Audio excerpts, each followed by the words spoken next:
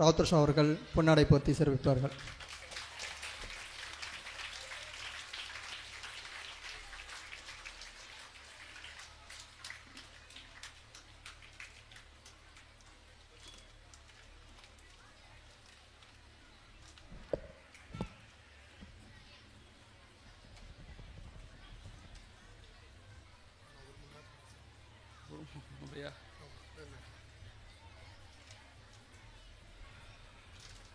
பிஸ்மில்லாஹிர் ரஹ்மானிர் ரஹீம். அஸ்ஸலாமு அலைக்கும் வரஹ்மத்துல்லாஹி தஆலா வபரகாத்துஹு. அல்ஹம்துலில்லாஹி கஃபா வஸ்ஸலாத்து வஸ்ஸலாமு அலா சய்யிதினில் முஸ்தஃபா அம்மா பஅத். ஃபகத் கால அல்லாஹு தஆலா ஃபில் குர்ஆனில் அஸீம்.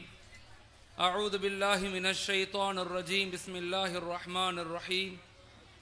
إن الله لا يغير ما بقوم حتى يغيروا ما بأنفسهم صدق الله العليم. وقال رسول الله صلى الله عليه وسلم إنما الأعمال بالنيات وإنما لكل امرئ ما نوى. புகழ் அனைத்தும் ஏக இறைவன் அல்லாஹ் ஒருவனுக்கே உரித்தாகட்டும். அவனுடைய அன்பும் சாந்தியும் சமாதானமும் உலகத்தில் உள்ள அனைத்து மக்களின் மீதும் உண்டாகட்டும். ஆமீன். மாஷா அல்லாஹ், உங்களை சந்திச்சது பெரிய சந்தோஷம்.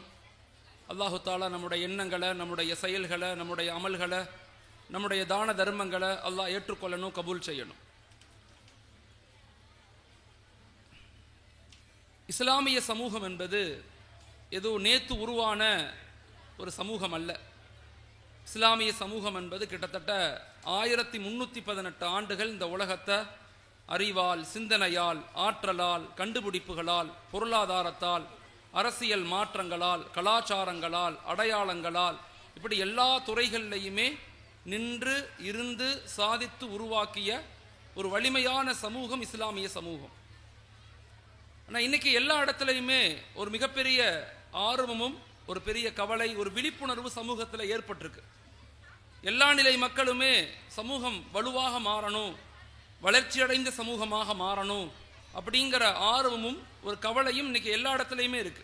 எல்லா ஊர்கள்லையும் இருக்கு, எல்லா கிராமங்கள்லையும் இருக்கு. அதனுடைய ஒரு வெளிப்பாடு தான் இந்த ரஹ்மான் ஸ்கூல். அல்ஹம்துலில்லாஹ். ஆனா அந்த ஆர்வமும் அந்த கவலையும் மட்டும் போதுமானா பத்தாது. ஒரு சமூக எழுச்சி ஏற்படணும்னா இங்க எல்லாத்துக்கும் ரெஸ்பான்சிபிலிட்டி இருக்கு. Everyone has some responsibilities. எல்லாத்துக்குமே பொறுப்புகள் இருக்கு. நிர்வாகத்துக்கு இருக்கு, பெற்றோர்களுக்கு இருக்கு, ஆசிரியர்களுக்கு இருக்கு, குழந்தைகளுக்கு இருக்கு, ஜமாத்தார்களுக்கு இருக்கு, எல்லா ஊர்கள் மக்களுக்கும் இருக்கு. யாராரு தன்னுடைய பொறுப்புகளை அறிந்து தன்னுடைய கடமைகளை புரிந்து சரிவர அடுத்த ஜெனரேஷனை உருவாக்கணுங்கிற உணர்வுகளோடு பயணிக்கிறார்களோ அவர்கள் மட்டும்தான் நம்முடைய வருங்கால சந்ததிகளை இந்த உலகத்தில் வலிமையானவர்களாக, வளமானவர்களாக, ஈமானிய உணர்வுள்ளவர்களாக, இந்த இந்திய நாட்டுக்கு கான்ட்ரிபியூஷன், மிகப்பெரிய பங்களிப்பு அளிக்கக்கூடிய சமூகத்தை உருவாக்க முடியும். ஒரு சமூக மாற்றம் உடனே ஏற்பட்டுறாது. ஒரு சமூக வளர்ச்சி ஏற்படணும்னா குறைஞ்சது 10 வருஷம் ஆகும், அதிகபட்சம் 33 வருஷம் ஆகும். 33 வருஷத்துக்கு பிறகுதான் ஒரு மாற்றத்தை, ஒரு எழுச்சியை நம்மளால பார்க்க முடியும். குறைஞ்சது 10 வருஷம், அதிகபட்சம் 33 இயர்ஸ். அதுவரையும் நம்மகிட்ட நீண்ட இலக்கு, தொடர் பயணம், கடின உழைப்பு, நேர்மறையான சிந்தனைகள் அப்படிங்கிற ஆழமான கருத்தியலை கொண்டு நாங்கள் பயணிக்கணும். இப்போ இன்றைய கால சூழ்நிலையில் இன்னைக்கு அதிகமான தாய்மார்கள், சகோதரிகள், நிறைய ஆசிரியர்கள் வந்திருக்கிறீங்க. இன்றைய காலகட்டத்தில் நாம் என்ன செய்யணும்? அப்படி ஆயிடுச்சு, இப்படி ஆயிடுச்சு, அது நடந்துருச்சு, இது நடந்துருச்சு. கியாமத்து வரைக்கும் ஷைத்தானுடைய சூழ்ச்சி உலகத்தில் இருக்கத்தான் செய்யும். இஸ்லாமிய சமூகத்துக்கு ஏற்படுகின்ற அழுத்தங்களும் இறுக்கங்களும் புதிதான ஒரு விஷயம் அல்ல. இதைவிட அழுத்தமான, இதைவிட மோசமான, இதைவிட அடக்குமுறையான விஷயங்களை நம்முடைய முன்னோர்கள் எதிர்கொண்டிருக்கிறாங்க. ஆனால் இன்னைக்கு காலத்தில் நம்ம என்ன செய்யணும்? எந்த மனநிலையில் நம்ம இருக்கணும்? வருங்கால சமூகத்தை, குழந்தைகளை, ஜெனரேஷனை எப்படி உருவாக்கணும் அப்படிங்கிற ஆக்கப்பூர்வமான விஷயங்களை யோசிக்கக்கூடிய சமூகமாக நாங்கள் மாறணும். வெறுமன பிரச்சனைகளை பேசி தீர்வுகள் கிடைக்காது. பிரச்சனைகளை பேசுவதை விட தீர்வுகளை பேசக்கூடிய சமூகமாக இருக்கணும். அல்லாஹ் குர்ஆன்ல ஒரு இடத்துல சொல்றான், பிஸ்மில்லாஹிர் ரஹ்மானிர் ரஹீம், யா அய்யுஹல்லதீன ஆமனு, ஓ ஈமான் கொண்ட மக்களே, இஸ்பிரு, நீங்கள் பொறுமையாக இருங்கள்.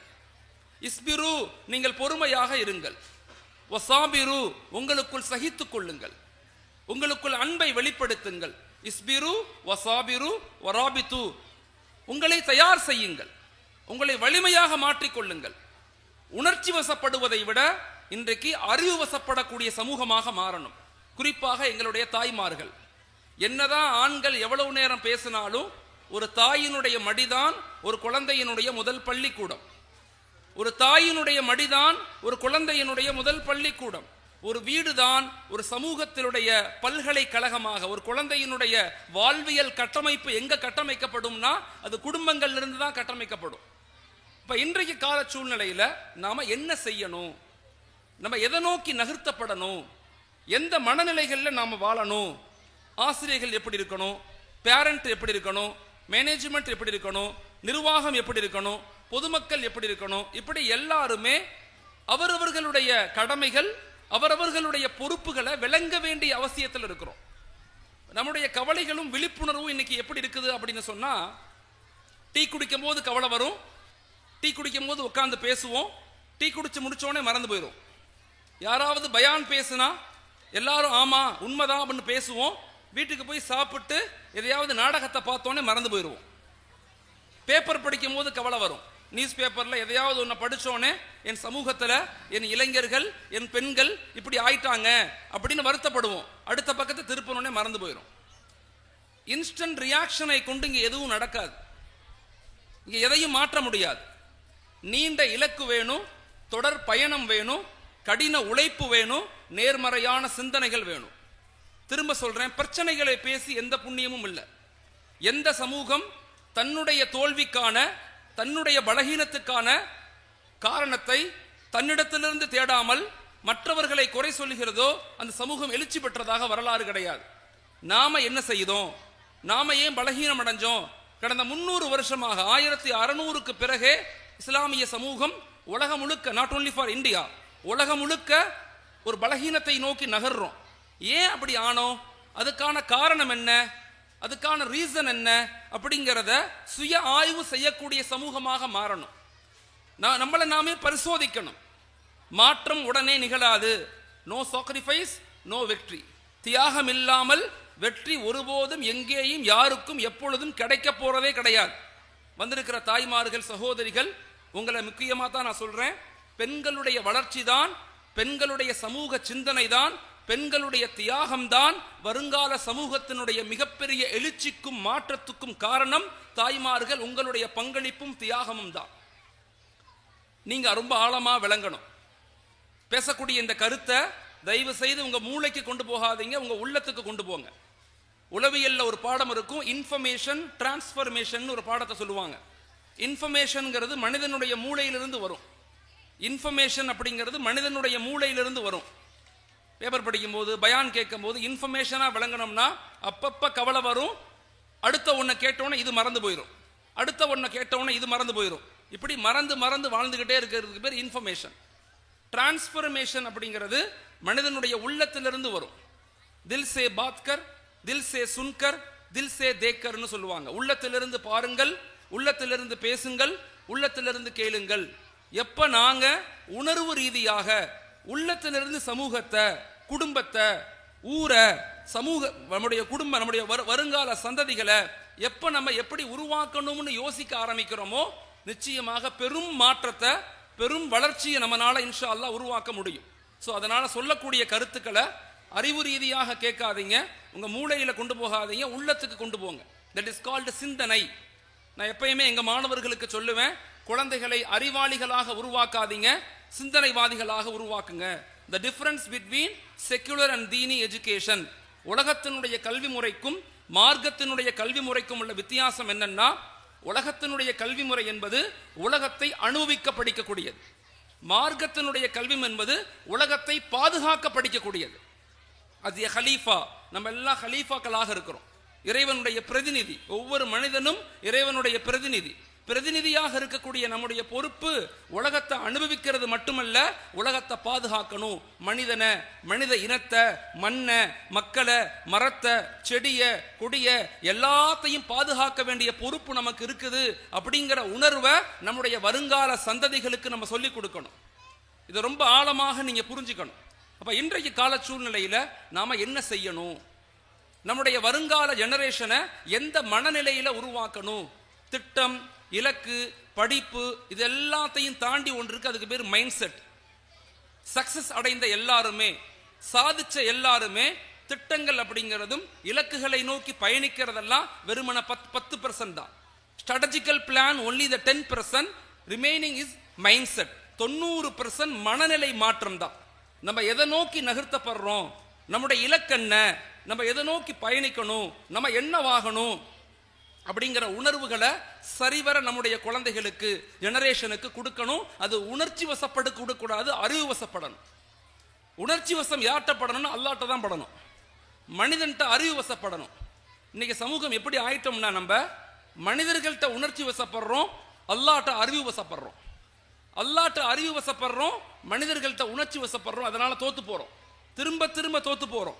அதனால வருங்கால சமூகத்தை அறிவு சார்ந்து, இறைவனிடத்தில் இணையும் போது உணர்வு சார்ந்து, ரூஹானி டெவலப்மெண்ட் சொல்லுவாங்க. இப்ப அதை நோக்கி நகர்த்துறதுக்கு தாய்மார்கள் நீங்க தயாராகணும். இப்ப அதுக்கு என்ன செய்யணும்? முதலாவதாக ஃபர்ஸ்ட் ஸ்டெப், இன்னைக்கு நம்முடைய சமூகம் எதிர்கொள்ளக்கூடிய பிரச்சனைகள் என்ன அப்படிங்கிறத பெற்றோர்களும் ஆசிரியர்களும் புரிஞ்சுக்கணும். One teacher equivalent to 1000 students. ஒரு ஆசிரியர் அப்படிங்கிறவங்க 1000 மாணவர்களுக்கு சமமானவங்க. ஒரு ஆசிரியர் அப்படிங்கிறவங்க 1000 மாணவர்களுக்கு சமமானவங்க. ஒரு டீச்சர், ஒரு பேரண்ட், ஒரு தாய் தான், ஒரு தாயினுடைய மடிதான் ஒரு குழந்தையினுடைய முதல் பள்ளிக்கூடம். இந்த 2 பேரும் 2 கண்கள். ஒரு சமூகத்தினுடைய வளர்ச்சியில பெற்றோர்களும் ஆசிரியர்களும் இணைந்தால் மட்டும்தான் ஒரு சமூக மாற்றத்தை ஏற்படுத்த முடியும். சோ 2 பேருமே இன்னைக்கு நம்ம புரிஞ்சுக்கணும். நம்முடைய சமுதாயம் not only for Muslim community, நான் முஸ்லீம் கம்யூனிட்டியை மட்டும் சொல்லல, த ஹோல் வேர்ல்ட், முழு உலகத்திலேயும் இந்த ஜெனரேஷன் 1996க்கு பிறகு பிறந்த குழந்தைங்க 2016 வரைக்கும் பிறந்த குழந்தைகளுடைய நிலைகள் எப்படி இருக்குன்னு ஆய்வுகள் சொல்லுதுன்னா, அவங்க வெளியிருந்து பார்க்கும்போது அறிவாளிகள் மாதிரி இருப்பான், சிபிஎஸ்ல படிப்பாங்க, இங்கிலீஷ் நல்லா பேசுவாங்க. அற்புதமான கால சூழ்நிலையில நம்முடைய ஜெனரேஷன், நம்முடைய குழந்தைகள் எதை எதிர்நோக்கி இருக்கிறாங்க, எந்த ப்ராப்ளத்தை அவங்க ஃபேஸ் பண்ணிக்கிட்டு இருக்கிறாங்க அப்படிங்கிறத ஆசிரியர்களும் பெற்றோர்களும் தெரிந்துக்கிட்டா மட்டும்தான் அதற்கேற்ற மருந்துகளை, அதற்கேற்ற சொல்யூஷனை, ரெமடிஸை நம்ம கொடுக்க முடியும். இன்னைக்கு நம்ம சமுதாயம் 4 விதமான ப்ராப்ளத்துக்குள்ள இருக்கிறாங்க. இதை முதல்ல ஆழமா நம்ம தெரிஞ்சுக்கணும். என்ன ப்ராப்ளத்தில் அவங்க இருக்கிறாங்கன்னு தெரிஞ்சாதான் நம்மளால அதற்கான தீர்வுகளை கொடுக்க முடியும்.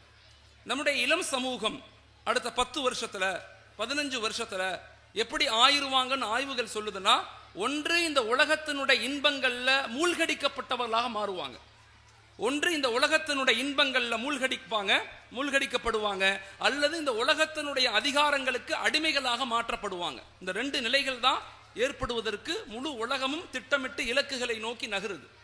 ஒன்று இந்த உலகத்தினுடைய இன்பங்கள்ல மூழ்கடிக்கப்படுவாங்க, அல்லது இந்த உலகத்தினுடைய அதிகாரங்களுக்கு அடிமைகளாக மாற்றப்படுவாங்க. அப்ப நம்ம என்ன ப்ராப்ளத்தை அவங்க எதிர்கொள்றாங்க, ஷைத்தான் என்ன சூழ்ச்சியை செய்து இந்த மனித இனத்தை மிக மோசமான நிலைக்கு தள்ளிக்கிட்டு இருக்கிறான் அப்படிங்கிறத நம்ம எல்லாரும் புரிஞ்சுக்கணும். குர்ஆன் மிக இது ஆழமாக எக்ஸ்பிளைன் பண்ணுது, ஹதீஸ் இது நமக்கு ரொம்ப ஆழமாக நமக்கு சொல்லிக் கொடுக்குது. நம்முடைய இமாம்கள் இதை பத்தி மிகப்பெரிய ஆய்வுகள், திட்டங்கள், மிகப்பெரிய சிந்தனைகளை கிதாபுகளில் வெளிப்படுத்தி இருக்கிறாங்க. ஸோ நம்முடைய சமூகம் எதிர்கொள்ளக்கூடிய முதல் பிரச்சனை கல்ச்சரல் டிக்ளைன். நம்முடைய முதல் ப்ராப்ளமே, என் குழந்தையும் சரி உங்க குழந்தையும் சரி எதிர்கொள்ளக்கூடிய முதல் ப்ராப்ளம் என்னன்னா கல்ச்சரல் டிக்ளைன், கலாச்சார சீர்கேடு. அவங்க கல்ச்சரலி அவங்க பாதிக்கப்படுறாங்க. ஏன்? அவங்க பார்க்குற படங்கள், நாடகங்கள், Netflix, web series, social media, அவங்க விளையாடுற கேம்ஸ் எல்லாமே அவங்கள அறியாமையே அவங்களை ஒரு அடிக்ஷனை நோக்கி நகர்த்தி கொண்டு இருக்குது. அவங்கள ஒரு பெரிய ப்ராப்ளத்துக்குள்ள இழுத்து போய்கிட்டு இருக்குது. இன்னைக்கு இளைஞர்கள் மிக மோசமான நிலையில தள்ளப்பட்டிருக்கிறாங்க. Internet is a war of ஹியூமனிட்டின்னு சொல்லப்படுது. Internet is a war of humanity. மனித இனத்தின் மீது கொடுக்கப்பட்ட மிகப்பெரிய யுத்தம் இன்டர்நெட்னு சொல்லப்படுது. நல்லது இருக்குது, கெட்டது இருக்குது, அடுத்த விஷயம்.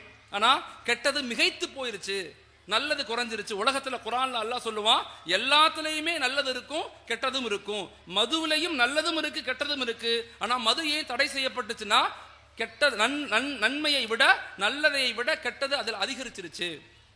அதே போலதான் இன்னைக்கு கல்ச்சரல் டிக்ளைன், கலாச்சார சீர்கேடு உச்சகட்டமா போயிருச்சு. அப்ப நம்ம குழந்தைகளை எப்படி அதுல இருந்து பாதுகாக்க போறோம் யோசிக்கணும். ஃபர்ஸ்ட் விஷயம், பின்னாடி நான் சொல்யூஷனை சொல்லுவேன். ரெண்டாவது ப்ராப்ளம், நம்முடைய சமூகம் எதிர்கொள்ளக்கூடிய ரெண்டாவது பிரச்சனை ஒழுக்கம் சார்ந்த பிரச்சனை. படிப்பு அதிகமாயிருச்சு, பண்பு குறைஞ்சிருச்சு. இங்கிலீஷ்ல பேசுவாங்க, காலைல வீட்டில் படுத்து எந்திரிச்சா போர்வையை மடிச்சு வைக்க மாட்டாங்க. மிகப்பெரிய டெக்னாலஜியை பத்தி படிப்பாங்க, கம்ப்யூட்டர் யூஸ் பண்ணுவாங்க, சாப்பிட்ட தட்டை கழுவி வைக்க மாட்டாங்க. அப்ப நம்முடைய மனநிலைகள் நம்முடைய குழந்தைகளுக்கு இன்னைக்கு அறிவு அதிகப்படுத்தப்படுது, நாலேஜ் இன்க்ரீஸ் ஆகுது, ஆனா ஒழுக்கம் குறையுது. அப்ப இந்த ஒழுக்கத்தை எப்படி சீர்படுத்தணும், ஒரு டிசிப்ளின் லைஃபை எப்படி கொடுக்கணும், கட்டுப்பாடான வாழ்க்கை முறையை எப்படி கொடுக்கணும். கட்டுப்பாடான வாழ்க்கை என்பது அது அடிமைத்தனம் அல்லங்கிறத குழந்தைகளுக்கு நீங்க சொல்லிக் கொடுக்கணும். கட்டுப்படுதல், அத்தாவுக்கு கட்டுப்படுதல், டீச்சருக்கு கட்டுப்படுதல், விட்டு கொடுத்தல் அப்படிங்கிற வாழ்க்கை முறை என்பது அடிமைத்தனம் கிடையாது. நான் உன்னை அடிமையாக்க விரும்பல, சுய கட்டுப்பாடோடு வாழணும் அப்படிங்கிற உணர்வுகளை பெற்றோர்கள், டீச்சர்ஸ் நம்முடைய பள்ளி வகுப்புகள்ல, வீடுகள்ல அவங்கள புரியற மாதிரி சொல்லணும். எப்படி சொல்லணும், நான் பின்னாடி தீர்வு சொல்லுவேன். அப்ப ரெண்டாவது பிரச்சனை என்னன்னா ஒழுக்கம் சார்ந்த பிரச்சனை. தமிழ் இலக்கியத்துல மிக அற்புதமான ஒரு நூல், இலக்கண நூல் தொல்காப்பியம். தொல்காப்பியம் மிக அழகாக நம்ம சொல்லும், வாட் இஸ் எஜுகேஷன், கல்வி என்றால் என்ன அப்படின்னு கேட்டு தொல்காப்பியர் மிக அழகா சொல்லுவார். உலகத்திலேயே அறம் சார்ந்து, அன்பு சார்ந்து, வாழ்க்கை முறை சார்ந்து மிகப்பெரிய ஆழமான கருத்துக்களை வெளிப்படுத்தக்கூடிய ஒரு இலக்கணம், ஒரு மிகப்பெரிய இலக்கிய கட்டமைப்பு தமிழ் இலக்கியத்திலையும் இலக்கணங்கள்லையும் இருக்குது. அந்த தொல்காப்பிய நூல் சொல்லும் கல்வி என்றால் என்ன சொல்லும், கல்வி அறிவாகி, அறிவு ஒழுக்கமாகி, ஒழுக்கம் அன்பாகி, அன்பு அரணாகி, அரண் அருளாக வேண்டும், தட் இஸ் கால்ட் எஜுகேஷன், அதுதான் கல்வி என்று சொல்லும். புத்தகத்தினுடைய எழுத்துக்கள் ஒரு மனிதனுக்கு அறிவாக மாறணும். அந்த அறிவு என்ன கொடுக்கணும், அந்த அறிவு ஒழுக்கத்தை கொடுக்கணும். அந்த ஒழுக்கம் என்ன கொடுக்கணும், அந்த ஒழுக்க ஹியூமனிட்டி, அன்பை கொடுக்கணும், எல்லாத்தையும் நேசிக்க பழகி கொடுக்கணும். இன்னைக்கு கணவனும் டாக்டர், மனைவியும் டாக்டர் சேர்ந்து வாழ்றதுக்கு இல்ல. 60% குடும்பங்களில் டிஸ்பியூட், பிரச்சனைகள் இருக்குது. காரணம் என்ன, கல்வி அதிகரிச்சிருச்சு, பட்டங்கள் அதிகரிச்சிருச்சு, ஆனா வாழ்க்கை முறை கற்றுக் கொடுக்கப்பட்டதா, வாழ்க்கை என்றால் என்ன அப்படிங்கிற மாணவ சமுதாயத்துக்கு சொல்லிக் கொடுக்கப்படுதா அப்படிங்கிறதா அதுல மிகப்பெரிய கேள்விக்குறி இருக்கு. சமீபத்திய ஐநாவுடைய ரிப்போர்ட் சொல்லுது, we really apologize to all kind of all over the world because why, நாங்க எல்லா நிலையிலையுமே டெக்னாலஜி வந்துருச்சு, கண்டுபிடிக்க வந்துருச்சு, ஏஐ ல இருந்து பிளாக் செயின் டெக்னாலஜி வந்துருச்சு, ஏஐ ல இருந்து ஓஐ ஆர்கனைஸ்டு இன்டெலிஜென்ஸ் அப்ப அடுத்த 5 வருஷத்துல வரப்போகுது, எல்லாம் வந்துருச்சு. ஆனா குழந்தைகளை எவ்வாறு வளர்க்கணும்னு எங்களுக்கு தெரியல. மனித இனம் எதை நோக்கி நகர்த்தப்படுது தெரியல. எங்க படிப்பு அதிகமா இருக்கோ அங்க பாவங்களும் பொய்களும் ஏமாற்றுதலும் தவறுகளும் அதிகரிச்சு கொண்டே போகுது. காரணம் என்ன, காரணம் என்ன அப்படிங்கிறத ரொம்ப ஆழமாக பெற்றோர்கள் விளங்கணும், ஆசிரியர்கள் விளங்கணும். நாங்க ஆசிரியர்களுக்கு சொல்லிக் கொள்றேன், நாங்க ஜஸ்ட் லைக் ஒரு எம்ப்ளாயி கிடையாது, we are the backbone of society. இந்த முழு சமூகத்தினுடைய முதுகெலும்புகள் நாம. அது டீச்சரா 15-16 வருஷமா நான் ஒர்க் பண்றேன், 2009 இருந்து. நான் உணர்ந்து சொல்றேன், எந்த சமுதாயத்தினுடைய ஆசிரியர்கள் தியாகம் செய்யக்கூடியவர்களாக, அர்ப்பணிக்கக்கூடியவர்களாக இருக்காங்களோ அந்த சமுதாயம் மட்டும்தான் வளர்ச்சி பெற்ற சமுதாயமாக மாற முடியும். அதனால இரண்டாவது நம்முடைய சமூகம் எதிர்கொள்ளக்கூடிய ப்ராப்ளம் என்னன்னா ஒழுக்கம் சார்ந்த ப்ராப்ளம், அகலாக் சார்ந்த. சுய கட்டுப்பாடும் இல்ல, பொது கட்டுப்பாடும் இல்ல, சொல்லிக் கொடுக்கப்படணும். இத எதுக்கு படிக்கிற, டாக்டர் ஆகணும், டாக்டர் ஆகி நிறைய சம்பாதிக்கணும், நிறைய சம்பாதிச்சு நிறைய டெக்னாலஜி பயன்படுத்தணும், பயன்படுத்தி நிறைய வீடு கட்டணும். நான் படிப்பது அதற்கல்ல, நான் படிப்பது இந்த நாட்டை வலுவாக மாற்ற, நான் படிப்பது இந்த நாட்டை ஏழைகள் இல்லாத ஒரு நாடாக மாற்ற, நான் படிப்பது இந்த மண்ணினுடைய மக்களுடைய வளர்ச்சிக்காக, நான் படிப்பது சமூக மாற்றத்திற்காக, எழுச்சிக்காக அப்படிங்கிற உணர்வுகளை வீடுகள்லையும் சொல்லிக் கொடுக்கப்படணும், டீச்சர்ஸ் ஸ்கூல்லையும் சொல்லிக் கொடுக்கப்படணும். அந்த உணர்வுகள் மிக முக்கியமானது. நான் அதனால தான் திரும்ப திரும்ப எங்க மாணவர்களுக்கு நான் சொல்லுவேன், நீ அறிவாளியாக உருவாகாத, நீங்க வெறுமன அறிவாளிகளை உருவாக்குனீங்கன்னா எப்படி வாழணும், எப்படி அடையணும், எப்படி சமூகத்துல சொஃபஸ்டிகேட்டடா இருக்குன்னு நினைப்பாங்க. எப்ப நீங்க சிந்தனைவாதிகளை மாத்துறீங்களோ, எப்ப சிந்தனைவாதிகளை உருவாக்குறீங்களோ அவர்கள் மட்டும்தான் இந்த உலகத்தை எப்படி பாதுகாக்கணும்னு யோசிப்பாங்க. நம்முடைய வருங்கால இளம் சமூகத்தை சிந்திக்கக்கூடியவர்களாக உருவாக்குங்க, சிந்திக்கக்கூடியவர்களாக உருவாக்கணும். நம்ம அது நிச்சயமாக முடியும். அதற்கு பெரிய பிஎட்லாம் படிக்க தேவையில்லை, எம்எட் படிச்சிருக்கணும், பிஹெச்டி படிச்சிருக்கணும். தாய்மார்கள் சகோதரிகளுக்கு சொல்றேன், இல்ல எங்க அம்மாக்கெல்லாம் எழுத படிக்கவே தெரியாது. எங்க அம்மாவெல்லாம் 3வது தான் படிச்சிருக்காங்க. ஒரு சமூகத்தை, ஒரு குழந்தையை எப்படி உருவாக்கணும் எனக்கு ஆச்சரியமா இருக்கும். எங்க அம்மாவுடைய வாழ்க்கை முறையை நான் எல்லா இடத்துலையும் சொல்லுவேன். ஆச்சரியமா இருக்கு. எழுத படிக்க தெரியாது, குரானை இப்பதான் 10 வருஷத்துக்கு முன்னாடி ஓத கத்துக்கிட்டாங்க. ஆனா அவங்களுடைய வாழ்க்கை முறை எப்படி இருந்துச்சு, ஒரு வருங்கால சமூகத்தை எப்படி கட்டமைக்கணுங்கிற வார்த்தைகள் எங்களுக்கு மிகப்பெரிய மாற்றத்தை கொடுத்துச்சு. ஒரு தாய்மார்கள் நினைத்தால் முழு உலகத்தையும் மாற்ற முடியும். இந்த சமூகத்தை வலிமையான கம்யூனிட்டியாக மாற்ற முடியும். பிரச்சனைகள் இருக்கத்தான் செய்யும், கியாமத்து வரையும் இருக்கும். உலகம் அழியிற வரைக்கும் பிரச்சனைகள் இருக்கத்தான் செய்யும். உலகத்துல தீர்வுகள் என்ன, நாம என்ன செய்ய போறோம், நம்முடைய வருங்கால சமூகத்தை எப்படி வலிமையாக மாற்ற போறோம், உணர்ச்சி வசப்படக்கூடிய சமூகமாக இல்லாம அறிவு வசப்படக்கூடிய சமூகமாக எப்படி மாற்ற போறோம். இந்த நாடு நம்முடையது, இந்த நாட்டு மக்கள் நம்முடையது. இந்த நாட்டுக்காக உடல் பொருள் ஆவி அனைத்தையும் செலவழித்து ஜனநாயகத்தை, அரசியல் சாசனத்தை, இந்தியாவுடைய மிகப்பெரிய கட்டமைப்பை உருவாக்குனது நம்முடைய முன்னோர்கள். இந்த நாடு மிகப்பெரிய முக்கியமான நாடு. இந்த நாட்டை வலிமையாக மாற்றுவதில் எங்களுடைய குழந்தைகளுடைய பங்களிப்புகள் என்ன? இந்த உலக இன்பத்தில், இந்த உலகத்தினுடைய அதிகாரங்களை பார்த்து பயப்படவும் கூடாது, இந்த உலகத்தினுடைய இன்பங்கள்ல மூழ்கவும் கூடாது. குர்ஆன் மிக அழகாக சொல்லுது, வலா தத்தகவ் வலா தருக்கனு, வலா தத்தகவ் வலா தருக்கனு. இன்பங்கள்ல மூழ்காத, தப்பு செய்யறவங்களை பார்த்து பயப்படாத. நாம உங்களோட தான் இருக்கிறோம், நாம உங்களோட தான் இருக்கிறோம். அப்படிப்பட்ட உணர்வு ரீதியான குழந்தைகளை உருவாக்குங்க. எல்லா நிலையிலும் நாட்டு வளர்ச்சி, நாட்டு பாதுகாப்பு, நாட்டு உருவாக்கம், நாட்டு கட்டமைப்புங்கிற ஆழமான கருத்தியல்ல பேசணும். தேசிய நீரோட்டத்தோடு நம்ம மிக ஆழமாக இணைந்து பயணிக்கணும். கடந்த 70 ஆண்டுகளாக அதை நம்ம செய்யல. அதனுடைய விளைவாக நம்முடைய உரிமைகள், நம்முடைய சுதந்திரங்கள், நம்முடைய கலாச்சாரங்கள், நம்முடைய அடையாளங்கள் மறுக்கப்படுது, மறைக்கப்படுது. அதை மீட்டெடுக்கணும்னா நம்முடைய வருங்கால சந்ததிகள் அந்த நாட்டினுடைய வளர்ச்சியில பங்களிப்பு அடிக்கக்கூடியதாக மாற்றணும். அப்ப 2வது ப்ராப்ளம் ஒழுக்க ரீதியான ப்ராப்ளம். 3வது பிரச்சனை அப்படின்னா உடலியல் ரீதியான பிரச்சனை. நிறைய நோயாளிகள் உள்ள சமூகமாக மாறிட்டோம். ஆரோக்கியத்தின் மீது கவனமே நம்மள்ட்ட இல்லை. நான் தயவு செய்து சொல்றேன், தாய்மார்களுக்கு சொல்றேன், ஆரோக்கியத்தின் மீது மிகப்பெரிய மோசமான நிலையில் இருக்கிறோம். 100 முஸ்லிம்கள்ல இந்தியாவில் 36 முஸ்லிம்கள் நோயாளிகளாக இருக்கிறோம். எந்த ஹாஸ்பிட்டலுக்கு போனாலும் அங்க முஸ்லிம்கள் தான், ஜிப்பாவும் தொப்பியும் புர்காவும் தான் அதிகமா இருக்கு. வாங்க சொல்றாங்களா?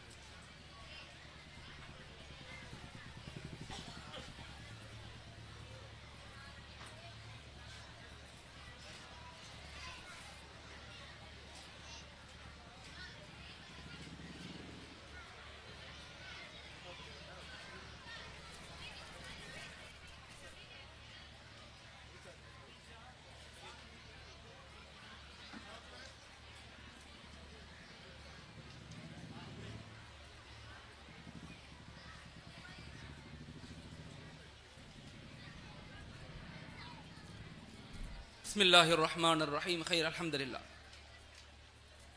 ஸோ நம்ம மூணாவது நம்முடைய ஜெனரேஷன் எதிர்கொள்ளக்கூடிய ப்ராப்ளம்ஸ் என்ன அப்படின்னா, அவங்க வந்து ஆரோக்கியம் சார்ந்து பலகீனமாக இருக்காங்க அப்படிங்கிறது மிக முக்கியமான ஒரு விஷயம். இந்தியா முழுக்க 100 முஸ்லீம்களை கணக்கெடுத்தோம்னா கிட்டத்தட்ட 36% முஸ்லீம்கள் மிக முக்கியமாக ஆரோக்கியத்தில் பலகீனமாக இருக்காங்க. அதனால் தாய்மார்கள் குறிப்பாக வீடுகளில் நல்ல உணவுகளை, நல்ல ஆரோக்கியமான விஷயங்களை, மென்டலி அண்ட் ஃபிசிக்கலி 2 நிலையிலையுமே, ஆரோக்கியம் வந்து 2 நிலையிலும் பாதிக்கப்படும். ஒன்று சரியான உணவு முறைகள் இல்லாட்டியும் பாதிக்கப்படும், சரியான மென்டல் வீட்டில் இருக்கக்கூடிய அன்பு, பரஸ்பரம் விட்டு கொடுத்தல், அந்த குழந்தைகளை நேசித்தல், இப்படி போகிற விஷயங்கள் இல்லாட்டியும் குழந்தைகள் பாதிக்கப்படுவாங்க. அதனால் தயவு செய்து குழந்தைகள் வந்து மிக முக்கியமாக 3வது ஆரோக்கிய ரீதியாக பலகீனப்பட்டிருக்கிறாங்க. இளம் வயது மரணங்கள் அதிகரித்து கொண்டே இருக்கு, நோய்கள் அதிகமாகுது. அதன் மீது தாய்மார்கள், குடும்பங்கள் கவனம் செலுத்துங்க. 4வது நம்முடைய மிக முக்கியமான ஒரு ப்ராப்ளம் ஸ்ட்ரெஸ், மன அழுத்தம். இன்னைக்குள்ள மிக முக்கியமான பிரச்சனை. அடுத்த 10-15 வருஷத்துல இந்தியாவில் வாழக்கூடிய 95% மக்களுக்கு மென்டல் ஹெல்த் டிசார்டர், மனநோய் வரப்போகுதுன்னு ஆய்வு சொல்லுது. அதனால மன ரீதியாக ஒரு அரவணைப்பை, ஒரு அன்பை அந்த குழந்தைகள் மீது கவனம் செலுத்தணும். ஓகே, இப்போ இந்த 4 விதமான ப்ராப்ளத்தை குழந்தைகள் எதிர்கொள்றாங்க. இதை நம்ம எப்படி சரி செய்யணும்? இந்த ப்ராப்ளத்திலிருந்து குழந்தைகளை எப்படி சரி செய்யணும்? டீச்சர்ஸும் சரி, பேரண்ட்டும் சரி, குழந்தைகளை வளர்ப்பு என்பது ஒரு கலை. அது குழந்தைகளை வளர்ப்பது என்பது ஒரு கலை. முதலாவதாக நம்ம குழந்தைகள் வீடுகளில் பேரண்ட் எல்லாருமே குழந்தைகளுடைய நிலைகளை புரிஞ்சுக்கணும். குழந்தைகள் அப்படிங்கிறவங்க 4 நிலைகளில் இருப்பாங்க. நம்முடைய பிள்ளைங்க வீடுகளில், ஸ்கூல்ஸில், எல்லா இடங்கள்லையுமே 4 கைண்ட் ஆஃப் ஸ்டூடெண்ட்ஸ் இருக்கிறாங்க. 4 விதமான ஸ்டூடெண்ட்ஸ் இருப்பாங்க. முதல் வகையான ஸ்டூடெண்ட்ஸ் எப்படி இருப்பாங்கன்னா, சொன்னோடனே கேட்டுக்குவாங்க. இது ஒரு வகையான ஸ்டூடெண்ட்ஸ். இது ஒரு வகையான பிள்ளைங்க. நம்ம சொல்லுவோம், உடனே கேட்டுக்குவாங்க. செப்பல் எடுத்து ஓரமாக போடுவாங்க. குரான் எடுத்து ஓதுவாங்க. ஒழுங்கா ஹோம்ஒர்க் எழுதிட்டு வருவாங்க. இது ஒரு வகையான குழந்தைங்க. 4 வகை குழந்தைகள் தான் மொத்தம். இந்த 4 வகை குழந்தைகளில் என்னுடைய குழந்தை எந்த வகை குழந்தை அப்படிங்கிறத ஒரு தாய் கண்டுபிடிக்கணும். ஸ்கூலில் இருக்கக்கூடிய ஆசிரியரும் கண்டுபிடிக்கணும். என் கிளாஸில் இருக்கக்கூடிய பிள்ளைங்க எந்த நிலைகளில் இருப்பாங்க, அவங்க மனநிலைகள் என்ன அப்படிங்கிறத கண்டுபிடிக்க பழகணும். அனலைசிங், இது மிக மிக முக்கியமான ஒரு விஷயம். நெக்ஸ்ட் ஜெனரேஷனை வலிமையாக, பலமாக, ஈமானிய உணர்வுள்ளவர்களாக உருவாக்கணும்னா எல்லாத்துக்கும் ஒரே மாதிரி அப்ளை பண்ண முடியாது. ஹசரத் அபூபக்கர் ரலியல்லாஹு மாதிரி உமர் ரலியல்லாஹு கிடையாது. உமர் ரலியல்லாஹு மாதிரி உஸ்மான் ரலியல்லாஹு கிடையாது. உஸ்மான் ரலியல்லாஹு மாதிரி அலி ரலியல்லாஹு கிடையாது. சஹாபாக்கள் யாருமே ஒரே மாதிரி கிடையாது. எல்லாரும் வேற வேற மாதிரி தான் இருப்பாங்க. ஒருத்தவர் அமைதியா இருப்பாரு, ஒருத்தவர் ரொம்ப கோபமா இருப்பாரு, ஒருத்தவர் நிறைய தானம் செய்வாரு, ஒருத்தவருக்கு நிறைய ஞானம் இருக்கும், அறிவு இருக்கும். இப்படி பலதரப்பட்ட விஷயங்களை கொண்டவங்க தான் மனிதர்கள். எல்லாரும் ஒரே மாதிரி இருக்க மாட்டாங்க. அதனால முதல்ல குழந்தைகள் என்ன வகை, என் குழந்தை என்ன வகை குழந்தை அப்படிங்கிறத ஒரு பெற்றோரும் ஒரு ஆசிரியரும் தெரிஞ்சுக்கணும். முதலாவதாக முதல் வகை குழந்தைகள் இருப்பாங்களே, அவங்க சொன்ன உடனே கேட்பாங்க. சொன்ன உடனே அல்ஹம்துலில்லாஹ் கேட்டுக்குவாங்க. ரொம்ப கத்தணும், அழுதணும், திட்டணும்னு அவசியம் இல்லை. சொன்ன உடனே கேட்டுக்குவாங்க. இது ஒரு வகையான குழந்தைங்க. இது ரொம்ப ரேராக தான் இருப்பாங்க. ஒரு கிளாஸில் இப்படி ஒரு 5 பேர் 10 பேர் இருக்கிறதே பெருசு தான். நம்ம வீட்டில் 3 பிள்ளைங்க இருந்தால் அதில் ஒரு பிள்ளைங்க அப்படி இருக்கிறதே பெருசு தான். ஏன்னா நம்ம அப்படி இருந்தால் தான் அது அப்படி இருக்கும். அது முதல்ல புரிஞ்சுக்கணும். நாம அப்படி இல்லைன்னா நம்ம குழந்தை அப்படி இருக்காது. ஓகேவா? என்ன வந்து சட்டியில் இருக்கோ அது அகப்பையில் வரும். நம்ம ஒரு காலத்தில் எப்படி இருந்தோமோ அதனுடைய ஜீனுடைய வெளிப்பாடு தான் என் புள்ள. அதை முதல்ல நம்ம ஏற்றுக்கணும். அதை புரிஞ்சுக்கிட்டு தான் பிள்ளைங்களை வளர்க்கணும். இல்லைன்னா நம்ம வந்து எதையாவது நினச்சிக்கிட்டு எதையாவது யோசிச்சுக்கிட்டு பிள்ளைங்களை வளர்க்க முடியாது. அப்போ முதலாவதாக அதை புரிஞ்சுக்கணும். நம்ம குழந்தை எப்படி அப்படின்னா சொன்ன உடனே கேட்கும். இது ஒரு வகை குழந்தை. 2வது வகை குழந்தை இருக்குது. அது ஒரு தடவை சொன்னா கேட்காது, 10 தடவை சொன்னாதான் கேட்கும், 20 தடவை சொன்னாதான் கேட்கும், சில நேரங்களில் 50 தடவை சொன்னாதான் கேட்கும். அது வரைக்கும் நமக்கு பொறுமை வேணும். நிதானமா பொறுமையா 2 தடவை சொன்ன உடனே கோவப்பட்டுருவோம். நம்ம சனியனே உன்னை பெத்தது இப்படி ஆயிருச்சேன்னு திட்டிடுவோம், கோவப்படுவோம். இல்லைன்னா என்ன செய்வோம், உங்க அத்தா மாதிரியே வந்திருக்கேன்னு சொல்லிடுவோம் டக்குன்னு.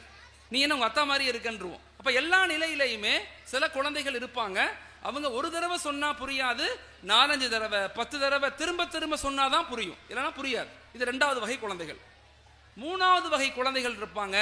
நீங்க என்ன சொன்னாலும் அமைதியா தான் இருப்பாங்க. வாயிலிருந்து ஒரு வார்த்தையை கூட உங்களால வாங்க முடியாது.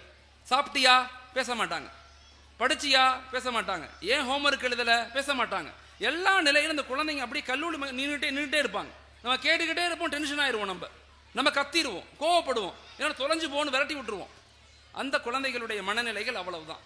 அந்த குழந்தைங்க அமைதியாக தான் இருப்பாங்க. அந்த குழந்தைகளை எப்படி அணுகணும், எப்படி பேசணும், எப்படி அந்த குழந்தைகளை தயார் பண்ணணும் அப்படிங்கிறது ஒரு கலை. அது பேரண்டிங் இஸ் an ஆர்ட். குழந்தை வளர்ப்பு என்பது ஒரு கலை. Teaching is an art. கல்வி கற்றுக் கொடுத்தல் என்பது ஒரு கலை. அந்த கலையை ஆசிரியரும் கத்துக்கணும், பேரண்ட்டும் கத்துக்கணும். அப்படி கத்துக்கிட்டாதான் அடுத்த சமுதாயத்தை, அடுத்த ஜெனரேஷனை வலிமையாக, உணர்வுள்ளவர்களாக, ஆளுமைகளாக மாற்ற முடியும். இல்லைன்னா இந்த உலகத்துல அடிமைகளை, இல்லைன்னா உலகத்துல மூழ்கி போன சோம்பேறிகளை தான் விட்டுட்டு போகணும். அப்படி ஆயிடக்கூடாது. அதனால 3வது வகை குழந்தை நம்ம சொன்னா அமைதியா தான் இருக்கும்.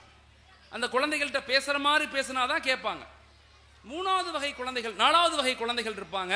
அவங்க கொஞ்சம் ஆட்டிடியூடு காட்டுவாங்க, முறைச்சு பார்ப்பாங்க, கீழே கிடந்து உருணும், டகால் டகால்னு உருட ஆரம்பிக்கும், கத்தும், கோவப்படும், எதையா தூக்கி உடச்சு போடும். கூட்டி வந்தோம்னா திரு இந்த மாடிப்பல்ல ஏறி மேலே போய் ஜங்குன்னு கீழே கூச்சிருவான். நமக்கு வெளியே கூட்டி போடுறதே நமக்கு பயமா இருக்கும். அந்த குழந்தைகளுடைய நிலை கொஞ்சம் வேகமா, சுறுசுறுப்பா, கொஞ்சம் விளையாட்டு சுட்டித்தனம் அதிகமாக இருக்கும், கொஞ்சம் கோவப்படும், முறைச்சு பார்க்கும். அந்த குழந்தைகளை எப்படி கையில் எடுக்கணும், அந்த குழந்தைகளை எப்படி மாற்றணும்? அப்போ முதலாவதாக ஒரு ஆசிரியரும் சரி, ஒரு பேரண்ட்டும் சரி, ஏன் குழந்தை என்ன வகை குழந்தை அப்படிங்கிறத முதல்ல நீங்க கண்டுபிடிக்கணும். என் குழந்தை சொன்னோன்னே கேட்குமா, அல்லது சொல்ல சொல்ல கேட்குமா, 10 தடவை சொன்னா கேட்டுக்குமா, அல்லது கொஞ்சம் அமைதியான பிள்ளையா, அல்லது கொஞ்சம் சேட்டக்கார பிள்ளையா? எல்லா குழந்தைகளும் நல்ல குழந்தைகள் தான். எல்லா குழந்தைகளுக்குள்ளும் திறமைகளும் சிந்தனைகளும் அறிவுகளும் ஒளிஞ்சுதான் இருக்கும். எதையும் ஒதுக்கக்கூடாது. அப்போ அதனால ரொம்ப ஆழமான ஒரு விஷயம், முதல்ல குழந்தைகளை கண்டுபிடிக்கணும். முதல்ல நான் சொன்னது 4 விஷயங்கள். நம்ம குழந்தைகள் எதிர்கொள்ளக்கூடிய பிரச்சனைகள் என்ன, 2வது நம்முடைய குழந்தைகளுடைய வகைகள் என்ன. இது பயான் கிடையாது, இது ஒரு வகுப்பு. ஓகே, இது ஒரு டிரான்ஸ்ஃபரிங் நாலேஜ். நான் என் உள்ளத்திலிருந்து உங்கள்கிட்ட பேசுகிறேன். நீங்கள் உள்ளத்தில் அதை உள்வாங்கினாதான் நீங்கள் போய் செயல்படுத்த முடியும், அதை நீங்கள் யோசிக்க முடியும், குழந்தைகளோடு அப்படி நடந்து கொள்ள முடியும். வெறுமன பயான் மாதிரி கேட்டுட்டு எஞ்சி போயிட்டோம்னா ஒன்றுமே விளங்காது. அதனால தயவு செய்து நான் பேசுறத உங்கள் உள்ளத்துக்குள்ளே கேளுங்க, கல்புல கேளுங்க. That is called transferring knowledge. அதை உள்ளக்குள்ளே கொண்டு வாங்க. கொண்டு வந்துட்டீங்கன்னா நீங்கள் மிகச்சிறந்த ஆளுமைகளை உங்களால் உருவாக்க முடியும். உருவாக்குறதுக்கு மிகப்பெரிய படிப்பெல்லாம் தேவையில்லை. நான் முதல்ல சொன்ன மாதிரி சின்ன சின்ன நாலேஜ் இருந்தால் போதும். நான் சில நேரங்களில் எங்கள் வீட்டில் வெளியில் எங்கேயாவது போயிட்டு வந்தால் எங்கள் அம்மா கரெக்டாக கேட்பாங்க, இங்கே தானே போயிட்டு வந்தேன்னு சொல்லி. எனக்கு ஆச்சரியமாக இருக்கும், இப்போ வரையுமே ஆச்சரியமாக இருக்கும். இப்போ எல்லா நிலையிலையுமே ஒரு தாய்மார்கள் குழந்தைகளை எப்படி வளர்க்கணும் அப்படிங்கிறது மிக முக்கியமானது. ஸோ அப்போ குழந்தைகள் எத்தனை வகையான குழந்தைகள், இது 2வது பாட்டு நான் சொன்னது. 3வது பாட்டு, குழந்தைகள்கிட்ட எப்படி நம்ம நடந்துக்கணும், நம்முடைய மனநிலைகள் எப்படி இருக்கணும், நம்முடைய மனநிலைகள் எப்படி இருக்கணும். அதுக்கு டீச்சரும் சரி, பெற்றோரும் சரி, ஒரு ஃபார்முலாவை பின்பற்றணும். அந்த ஃபார்முலாவுக்கு பேர் 4A ஃபார்முலா. அந்த ஃபார்முலாவுக்கு பேர் என்ன? 4A formula. இந்த ஃபார்முலாவை நம்ம பின்பற்றணும், ஆசிரியரும் சரி, பெற்றோர்களும் சரி. இந்த ஃபார்முலாவை நம்ம பின்பற்றிட்டாவே நம்முடைய குழந்தையினுடைய முன்னேற்றம், வளர்ச்சி, டெவலப்மெண்ட், கல்வி, அறிவு, ஒழுக்கம், திறமை எல்லாமே வரும். கல்வி என்பது வெறுமன அறிவு மட்டும் கிடையாது, முதல்ல புரிஞ்சுக்கணும். கல்வி அப்படிங்கிறது வெறுமன அறிவல்ல. கல்வி அப்படிங்கிறது 4 பகுதிகளை கொண்டது தான் கல்வி. அறிவு அற்றம் காக்கும் கருவின்னு திருவள்ளுவர் மிக அழகா நமக்கு சொல்றாருன்னா அதுக்கு காரணம் என்ன அப்படின்னா, எல்லா நிலையிலும் நம்மளை பாதுகாப்பது அறிவு தான். அப்ப கல்வி என்பது வெறுமன அறிவல்ல, அந்த அறிவுக்குள்ள பல விஷயங்கள் இருக்கு. கல்வியை 4 வகையா பிரிச்சு தான் பிள்ளைங்களுக்கு சொல்லிக் கொடுக்கணும். நான் ஆசிரியர்களுக்கு சொல்லிக் கொடுக்குறேன், டீச்சர்ஸுக்கு சொல்றேன்.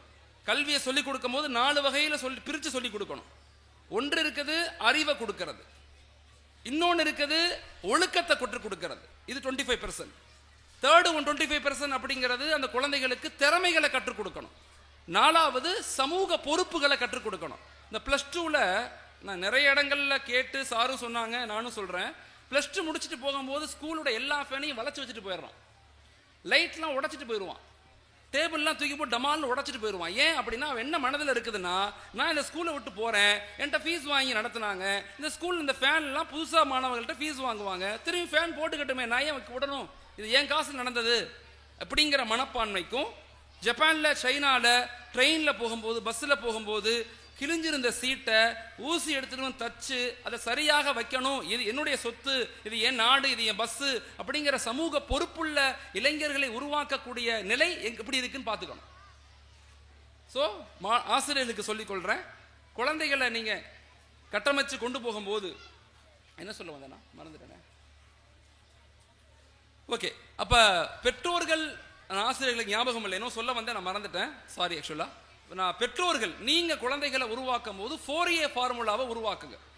இந்த 4A வந்துருச்சு. ஓகே, ஆசிரியர்கள் நீங்க என்ன செய்யணும், குழந்தைகளை டெவலப் பண்ணி போகும்போது முதல்ல அறிவை கொடுங்க, அப்புறம் ஒழுக்கத்தை கொடுங்க, அதுக்கப்புறம் அவங்களுக்கு மிக முக்கியமாக ஒழுக்கம், அன்பை கொடுங்க, நேசம், பாசம், வாழ்க்கை முறையை கற்றுக் கொடுங்க. 4வது சமூக பொறுப்பு, சோசியல் ரெஸ்பான்சிபிலிட்டியும் சேர்த்து கொடுக்கணும். அது எல்லாத்துக்கும் சேர்ந்து தான் கல்வி. இந்த எல்லாத்துக்கும் இணைந்ததுக்கு பேர் தான் கல்வி. அதனால தான் தொல்காப்பியம் சொல்லும், கல்வி அறிவாகி, அறிவு ஒழுக்கமாகி, ஒழுக்கம் அன்பாகி, அன்பு அரணாகி, அரண் அருளாக வேண்டும். That is called education. இது ஆசிரியர்கள் பின்பற்றணும். யாஷ்பால் கமிட்டின்னு ஒரு கமிட்டி வந்துச்சு. இந்த கமிட்டி என்ன சொன்னுச்சுன்னா, உங்க பிள்ளைங்க நல்லா இருக்கிறாங்கன்னா நீங்க நல்லா இருக்கீங்கன்னு அர்த்தம். ஆசிரியர்கள், என் பிள்ளைங்க வகுப்பு மாணவர்கள் சரியில்லைன்னு அர்த்தம், நான் என்னை டெவலப் பண்ணிக்க வேண்டியதுன்னு அர்த்தம் சொல்லிட்டு சொன்னாரு. நல்லா படிக்கிற பிள்ளைங்களுக்கு அறிவை ஷேர் பண்ணுங்க. நல்ல ஒரு புள்ள படிக்குதா, அறிவை ஷேர் பண்ணுங்க. ஒரு புள்ள சுமாரா படிக்குது, கொஞ்சம் மந்துன்னு படிக்குது அப்படின்னு சொன்னா உங்க அன்பை ஷேர் பண்ணுங்க. எந்த குழந்தைகளையும் வெறுத்துறாதீங்கன்னு சொன்னார். மிக முக்கியமான ஒரு கமிட்டி இது. பெற்றோர்கள் எப்படி நடந்துக்கணும் குழந்தைகள்கிட்ட வீடுகளில், அதே மாதிரி ஆசிரியர்கள் எப்படி நடந்துக்கணும், இது 4A ஃபார்முலாவை பின்பற்றணும் எப்பயுமே வாழ்க்கையில். நான் அடிக்கடி எங்கள் டீச்சர்ஸ்க்கு, எங்கள் ப்ரொஃபஸர்ஸுக்கு, எங்களுடைய மாணவர்கள் எல்லாத்துக்கும் சொல்லிக்கிட்டே இருப்பேன். ஒன்று, சிறந்த குழந்தைகளை உருவாக்கணும்னா இந்த ஃபார்முலா மிக முக்கியமானது. ஒன்று அட்டென்ஷன், குழந்தைகளை கவனிச்சு உருவாக்குங்க, குழந்தைகளை கண்காணிச்சு உருவாக்குங்க. அட்டென்ஷன் இருந்துகிட்டே இருக்கணும். ஒவ்வொரு ஆசிரியரும் பார்வையும், என்கிட்ட ஒரு டாக்டர் இருக்காரு, என்கிட்ட ஒரு கலெக்டர் இருக்காரு, என்கிட்ட ஒரு ஆஃபீஸ் இருக்காரு, என்கிட்ட ஒரு ஆலிம் இருக்காரு, என்கிட்ட ஒரு ஜட்ஜ் இருக்காரு, என்கிட்ட ஒரு சயின்டிஸ்ட் இருக்காரு அப்படிங்கிற பார்வையில நம்ம குழந்தைகளை பார்க்கணும். அந்த அட்டென்ஷன் மிக முக்கியமானது. இந்த சமுதாயத்தினுடைய வீழ்ச்சிக்கு மிகப்பெரிய காரணமே என்னன்னா கவனக்குறைவு தான். எங்களுக்கு எல்லாமே தெரியும், எல்லாத்துக்கும் கவலை இருக்குது, எல்லாரும் உழைக்கிறோம், முயற்சி செய்யறோம், ஆனா இங்க என்ன ப்ராப்ளம், கவனக்குறைவு. பார்த்துக்கலாம் விடுங்க அப்படின்னு சொல்லியே நம்ம பலகீனம் அடைஞ்சிட்டோம். இந்த கவனக்குறைவு தான் நம்முடைய தோல்விக்கான காரணம். அதனால எப்பயுமே குழந்தைகள் மீது அட்டென்ஷன் கொண்டு வாங்க. அட்டென்ஷன் நம்ம எங்க இன்ஸ்டிடியூஷன்ல நாங்க என்ன செய்யறோம்னா 40 மினிட்ஸை பிரிப்போம். 40 மினிட்ஸை ஒரு டீச்சர் எப்படி கையாளணும் அப்படிங்கிறதுக்கு வகுப்பு நடத்துறோம். ஃபர்ஸ்ட் 5 மினிட்ஸ் என்ன செய்யணும், அப்புறம் 10 மினிட்ஸ் என்ன செய்யணும், அப்புறம் 20 மினிட்ஸ் என்ன செய்யணும், அப்புறம் ஒரு 10 மினிட்ஸ் என்ன செய்யணும், கடைசி 5 மினிட்ஸ் என்ன செய்யணும் அப்படின்னு இந்த 40-45 மினிட்ஸை அழகா பிரிச்சு கொடுத்து அதை டீச்சர்ஸுக்கு பயிற்சி கொடுக்குறோம். அதே மாதிரி தான் பெற்றோர்கள், அட்டென்ஷனுங்கிறது மிக முக்கியமானது. காலைல எழுந்திருக்கும் போது, நைட்டு தூங்கும் போது பெற்றோர்கள் பக்கத்தில் போய் உட்கார்றது, குழந்தைங்க தலையில தடவி கொடுக்கறது, குழந்தைகள்கிட்ட தோல் மேல கை போடுறது, எல்லா நிலையிலும் அந்த குழந்தைகள்கிட்ட அன்பை வெளிப்படுத்துறது, அந்த கவனம் இருந்துகிட்டே இருக்கணும். கவனக்குறைவாக நீங்க இருக்கும்போது தான் மிகப்பெரிய ப்ராப்ளம் வரும். என் குழந்தை என்ன படிக்கிறான், எங்கு படிக்கிறான், டீச்சர் யாரு, ஆசிரியர் யாரு, மதரசால எங்க ஓதுறான், உஸ்தாது பெயர் என்ன, எதுவுமே நமக்கு தெரியாது. எந்த அளவுக்குன்னா எனக்கு ஞாபகம் இருக்குது, பேகை முதற்கொண்டு செக் பண்ணணும். குழந்தைகளுடைய பேகை என்ன வச்சிருக்கிறாங்க, வாரத்துக்கு ஒரு தடவை பேக்ல என்ன இருக்குதுன்னு பார்க்கணும். ஒவ்வொரு குடும்ப தலைவியும் பெண்களும் அதன் மீது கவனம் செலுத்தணும். ஏன்னா இந்த பகுதியில் இருக்கக்கூடிய அநேக பெண்கள், நம்முடைய ஆண்கள் வெளிநாடுகளில் வேலை செய்யறாங்க.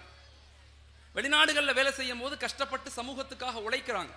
அப்படி உழைக்கும் போது வீடுகளுக்காக உழைக்கிறாங்க. அப்ப நாம நம்முடைய குடும்பங்களை, குறிப்பாக குழந்தைகளை எப்படி கட்டமைச்சு கொண்டு வரணும் அப்படிங்கிறத நாங்க பெண்களுக்கு பயிற்சியாகவே மகல்லா கொடுக்கிறோம். இஸ்லாமிய குடும்பவியல் மேம்பாடு அப்படின்னு ஒரு டாபிக் கொடுத்து சில கோர்ஸ் நடத்துறோம். 40 ஹவர்ஸ் கோர்ஸ். யாருக்கு, கல்யாணமான பெண்கள் எல்லாத்துக்குமே இந்த குழந்தை வளர்ப்பு, கணவன் மனைவி உறவு முறை, சமூக கட்டமைப்பு, பங்களிப்பு அப்படிங்கிறத பயிற்சியாகவே கொடுக்கிறோம். அதன் அடிப்படையில் தயவு செய்து அட்டென்ஷன், கவனம் செலுத்துங்க. நைட்டு படுக்கும் போது சரி, காலையும் சரி, எங்க போறாங்க, யார்கிட்ட போறாங்க, நண்பர்கள் யாரு, நண்பர்கள் வீடு எங்க இருக்குது, எப்ப போனா யார்கிட்ட அதிகமா பேசுறான். தனி வீடுகள் ரூம் கொடுக்குறீங்கன்னா பிள்ளைங்க கதவு போடாதீங்க, ரூம் கொடுக்கறது தவிர்த்து கொள்ளுங்க. இல்ல ரூம் இருக்குது அப்படின்னா கதவு இல்லாம ரூம் போடுங்க, வெறுமனே திரைகள் போடுங்க. தயவு செய்து அவங்க மொபைல்ல என்ன பார்க்கறாங்கன்னு தெரிஞ்சுக்கங்க. நம்ம பெருமையா சொல்லுவோம், என் புள்ள அப்படியே உள்ள மொபைலுக்குள்ள போய் இங்கிட்டு போய் அங்கிட்டு வந்துடுவாருன்னு சொல்லுவோம். ஆனா என்ன பார்க்கறான்னு தெரியாது. இன்னைக்கு உலகத்துல முதல்ல பாவங்கள் எல்லா காலத்திலும் இருந்துச்சு. ஆனா இன்னைக்கு பாவங்கள் கைக்குள்ள வந்துருச்சு. முதல்ல பாவங்களை மனிதன் தேடி போவான். மது அருந்த, தப்பு செய்யலாம், மனிதன் தேடி போகணும். இப்ப அப்படி இல்லை, மனிதனை தேடி எல்லா பாவங்களும் வந்துருச்சு. இப்ப நம்ம ரொம்ப கேர்ஃபுல்லா குழந்தைகளை வளர்க்கணும். குழந்தைகளை ரொம்ப கேர்ஃபுல்லா வளர்க்கணும். குறிப்பாக அந்த mobile phone addiction, game addiction, அதுக்கெல்லாம் வந்து ஆப்ஷன் கொடுக்கணும். எல்லாத்துக்கும் தீர்வுகள் இருக்கு. இப்போ எங்கள் வீட்டிலலாம் எனக்கு 3 குழந்தைங்க. மொபைல் ஃபோன் அவங்களும் பார்ப்பாங்க. நாங்கள் என்ன சொல்லிட்டோம், எங்கள் வீட்டு ரூல்ஸ் என்னன்னு சொன்னால், மொபைல் ஃபோன் பார்க்கலாம், ஆனால் டெய்லி 1 மணி நேரம் தான் பார்க்கணும். இது ஆரம்பத்திலிருந்தே கொண்டு வர்றோம். அதெல்லாம் அடிக்ட் ஆக மாட்டாங்க. மொபைல் ஃபோன் கொடுப்போம். நீங்கள் கொடுக்காம இருந்தீங்கன்னா மறைமுகமாக திருட்டுத்தனமாக வேலை செய்ய ஆரம்பிப்பாங்க. அதன் மீது ஆர்வம் அதிகமாகும். ரொம்ப கண்டுகொள்ளாமல் விட்டுட்டீங்கன்னா அடிக்ட் ஆகி அடிமையாக போயிடுவாங்க. அப்படி இருக்கக்கூடாது. அந்த குழந்தைகளுக்கு ஆப்ஷன் கொடுக்கணும். இப்போ எங்கள் வீட்டில் 3 மணிக்கு ஸ்கூலில் வந்துடுவாங்க. என் ஒய்ஃபும் ஸ்கூல் டீச்சராக இருக்கிறாங்க. கரெக்டாக 3-3:30 பிள்ளைங்க வந்துடுவாங்க. வந்துட்டா 3லேருந்து 4:30 1 மணி நேரம் அவங்களுக்கு மொபைல் ஃபோன் பார்க்கலாம். அதில் என்ன பார்க்கணும், என்ன கேம் விளையாடணும், என்ன அதில் இருக்குதும் அப்படிங்கிறத நாங்களே போட்டு கொடுத்துருவோம். பிள்ளைங்க எடுத்து விளையாடுங்க, பார்க்குங்க. 3 பிள்ளைங்க எல்லாம் பார்ப்பாங்க, சேர்ந்து விளையாடுவாங்க, சண்டை போடுவாங்க, எல்லாம் நடக்கும். அந்த 1 மணி நேரத்தில் நடக்கும். அந்த 1 மணி நேரத்துக்கு பிறகு ஆப்ஷன் மாறி போயிடும். அடுத்து மக்தபுக்கு போயிடணும். 4:30 மணிக்கு தொழுதுட்டு மக்தப் போனால் திரும்பி 6:30க்கு தான் வரணும். திரும்பி 6:30லேருந்து திரும்பி 8:45 வரையும் அவங்க என்ன செய்யணும், படிக்கணும். இதெல்லாம் என்னன்னா ரூல்ஸ் அல்ல, இதெல்லாம் முறைகள். இந்த முறையை எல்லாரும் பின்பற்றணும். எங்கள் வீட்டில் எல்லாரும், எங்கள் அத்தா அம்மா பின்பற்றணும், என் மனைவி பின்பற்றணும், நானும் பின்பற்றணும். அப்படி வீட்டில் டிவியை பார்த்து நம்ம டிவியை நாடகத்தை போட்டு பார்த்துட்டு இருந்தால் பிள்ளை எப்படி படிக்காது. இப்போ எந்தெந்த நேரங்களில் என்னென்ன நம்ம செய்யணும், முதல்ல நாம் மாறாத வரைக்கும் சமூகம் மாறாது. Everybody wants to change the world but nobody wants to changes.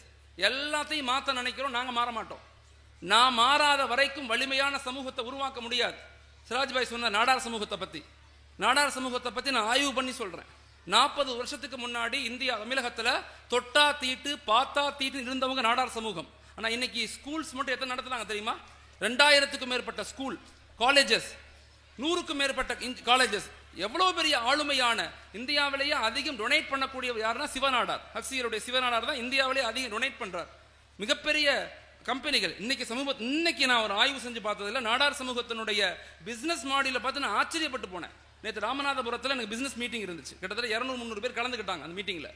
நான் ஆச்சரியப்பட்டு போகிறேன். நிறைய மக்கள் உள்ள வர்றாங்க. கற்றுக்கொள்ளணுங்கிற ஆசை, வேகம், ஒரு இலக்கை நோக்கி தகர்வு. அந்த கூட்டத்தில் ஒரு நண்பர்கிட்ட நான் கேட்டேன்.